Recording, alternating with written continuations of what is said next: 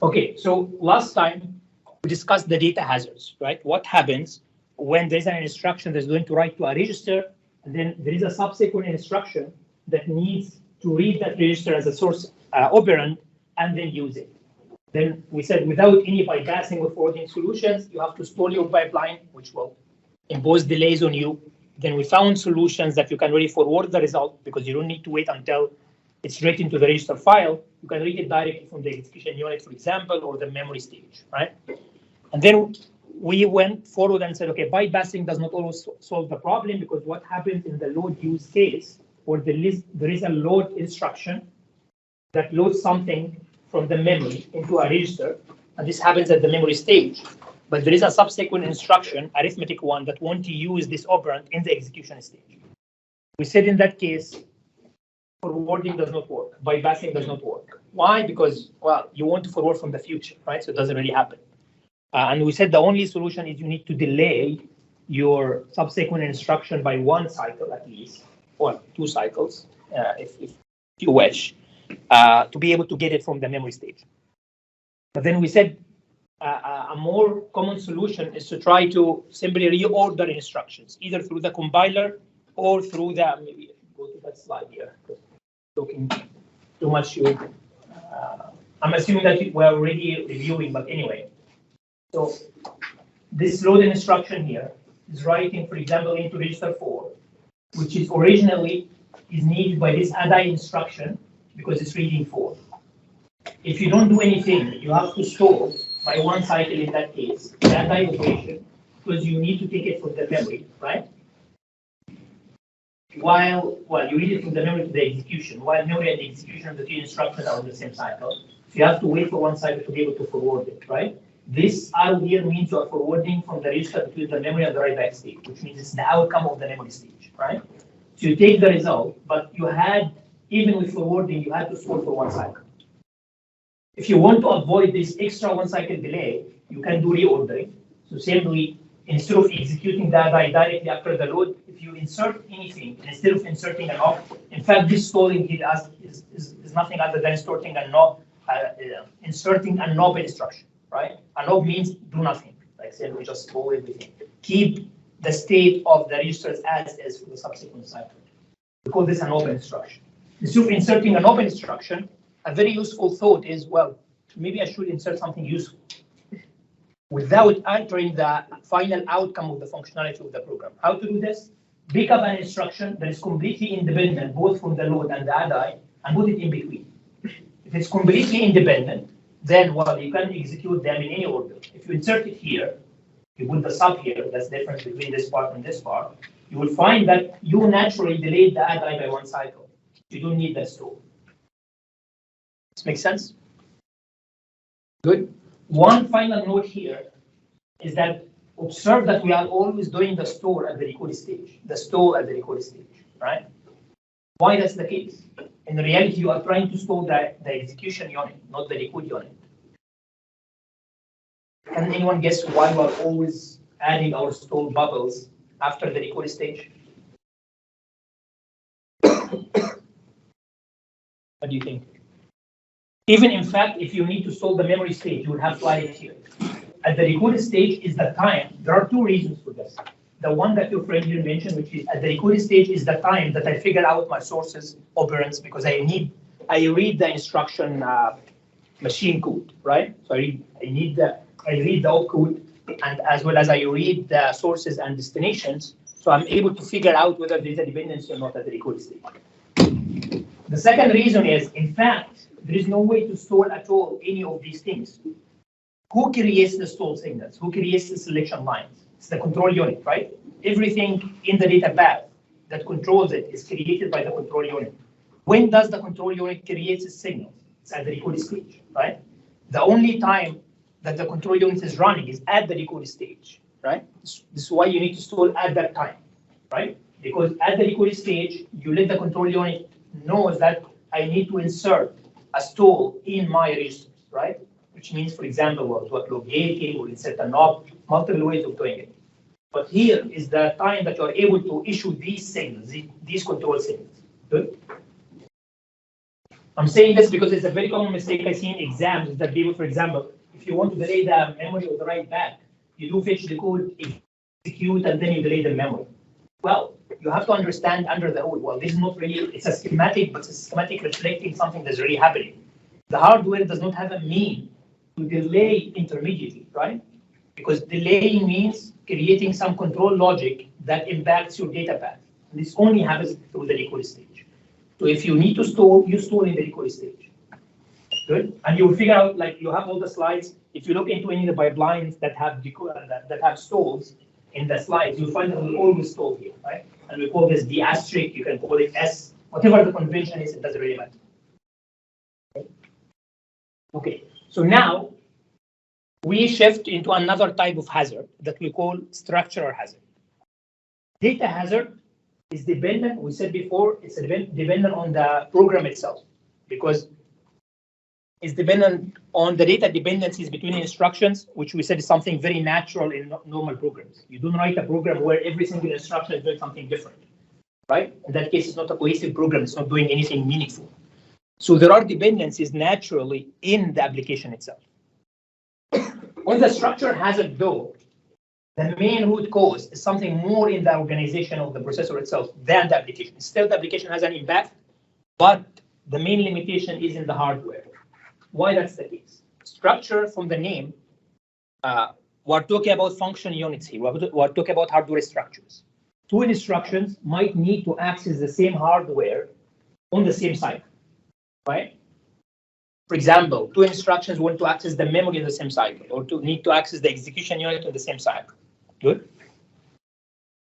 And we will see some examples of this right now. Or you try to access the register file to write into them in the same cycle. To avoid it, well, again, to avoid any type of hazard, I have the simple option, which is just delay the subsequent instruction, so stall, right? Or try to do something different by reordering, right? Good. So you either add stall logic or you reorder.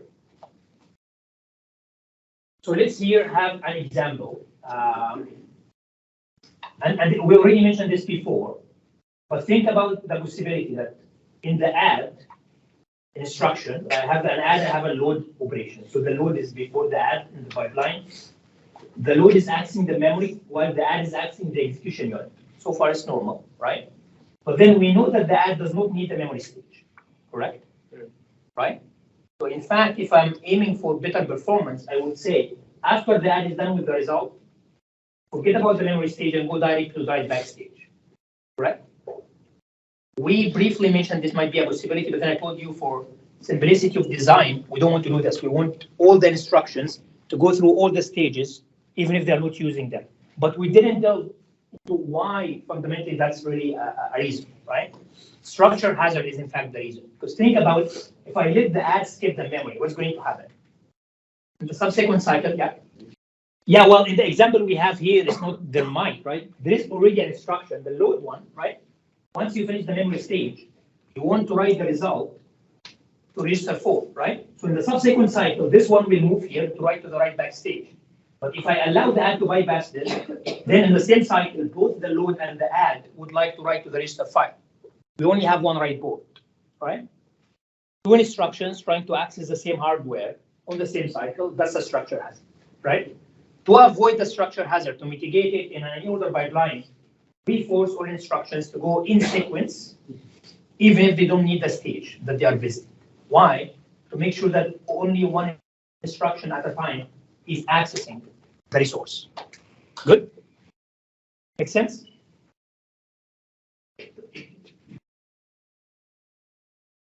So before we go into there is another, well, structure hazards might not really appear easily in order pipeline. If we allow all the instructions to go through all the stages, I might see that I have solved structure hazard, right? Because, well, I'm sure that all instructions will be back to back, so they will not really jump to the same cycle simultaneously, right? Can you think of examples where this might happen even in order pipeline? Can I still have an instruction? So right now we said to solve this situation, I will force all instructions to go through all the stages, even if they're not using it. Good. But even with doing this, there might still be problems that might lead to, or situations that might lead to structure hazard. Can you think of any example? There are multiple, in fact. Yeah. Yeah. So if I understood you correctly, you are saying if there was one instruction that needs to stall because of a dependency, but subsequent ones are not, or you're talking about a reordering. Sure. Which one? It's just in an order where now you have two that are trying to go through. Yeah, correct. Okay, so let's go back to. We also solved with that one, but it's a good discussion. So let's go back here, where we have a stall. Here, for example. Okay, so in our written example, so we said we need to delay this load because assume, for example, okay, where I'm doing stuff.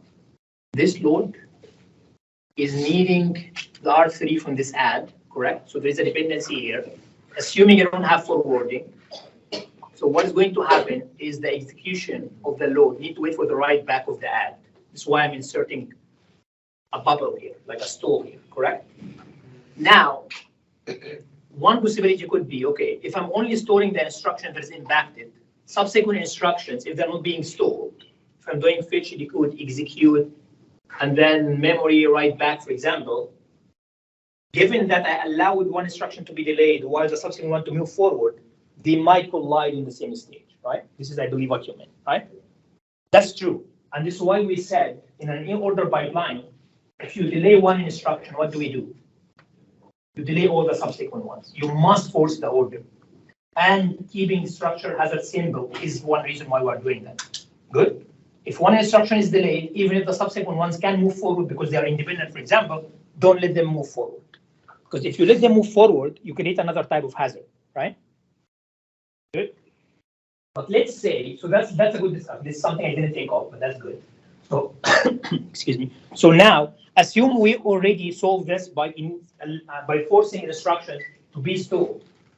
If there is an earlier instruction that is being stored. So we also solved with that. So what else? Is there any other situations where this might arise? Yeah. If the instruction takes multi-cycle. Yeah, okay. So if there is an instruction, not necessarily a memory, it might be any other instruction that might take multi-cycle in a stage, correct? We call this a multi-cycle operation, and as you'll see later on from the slides, we in fact would have a discussion for the multi-cycle. But a simple example is, in your ALU here, in the execution unit, if you have a multiplier versus if you have an addition, the multiplier needs a lot of time to finish. Let's say 10 cycles, 3 cycles, 4 cycles. While the add is simple, it might take 1 cycle.